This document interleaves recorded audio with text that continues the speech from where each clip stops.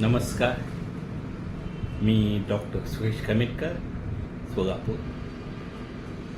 भारत भाग्यविधाता या यूट्यूब चॅनलमध्ये आपणा सर्वांचं पुनश्च एकदा सहर्ष स्वागत. भारत भाग्यविधाता, भारतीय नागरिक ही आपल्या देशाची भाग्यविधाताच आहे. तथापि जेव्हा प्रत्येक नागरिक आपल्या देशाचा विचार करून आपल्या देशासाठी प्रत्येक गोष्ट जेव्हा करण्यास उद्युक्त होतो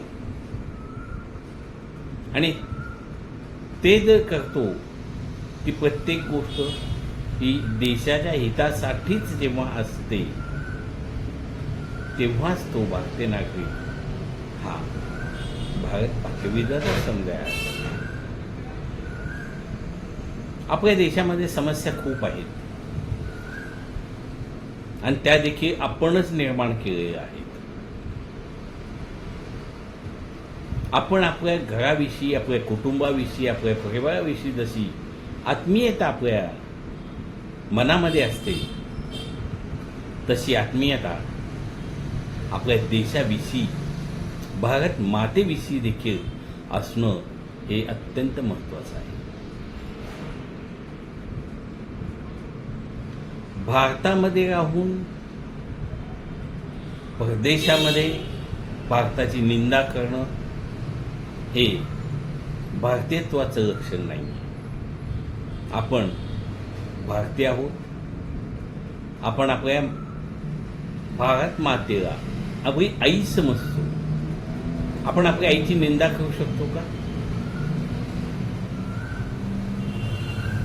आपण जे काही आपल्या कुटुंबाविषयी जेवढं काही करायचं असतं, तेवढं तन मन धनाने आपण सर्वस्व अर्पण करून आपल्या कुटुंबासाठी आपण जसं धडपडत असतो, तसंच आपण आपल्या देशासाठी धडपडतो का?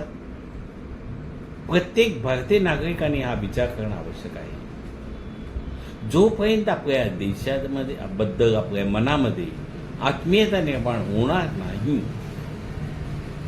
तोपर्यंत देशामध्ये समस्या संपणार नाहीत. किंबहुना समस्या या वाढतच जातील आणि त्या समस्या निर्माण होण्यासाठी आपणच कारणीभूत असतो. साध्या साध्या गोष्टींनी सुद्धा आपण अनेक समस्या देशासमोर संपवू शकतो. पण त्याचं भान किती जणांना आहे हे विचार करण्यासाठी गोष्ट आहे. कारण आजकाल फक्त लोकप्रतिनिधी नव्हे, प्रशासक देशाचे, राज्याचे यांची सुद्धा काही वेळा शंका घ्यावी लागते की बाबा हे देश हिताचं शपथविधी घेऊन हे आलेत, पण देशाचं हितच हे फक्त पाहतात का? यांच्या हातून देश विघातक कसं काय काही कर्म घडू शकतात? देश विघातक कृत्य करणारे हे देशाचे शत्रूच असतात. मग तुम्ही ते प्रशासक आहात देशाचे, मग प्रत्येक गोष्ट आपणाकडून विचारपूर्वकच करणं हे अपेक्षित असतं आणि त्यासाठीच आम्ही आपणास निवडून दिलेलं असतो. ग्रामपंचायत असो, महापालिका असो, विधानसभा किंवा विधान परिषद असो, किंवा राज्यसभा किंवा लोकसभा असो,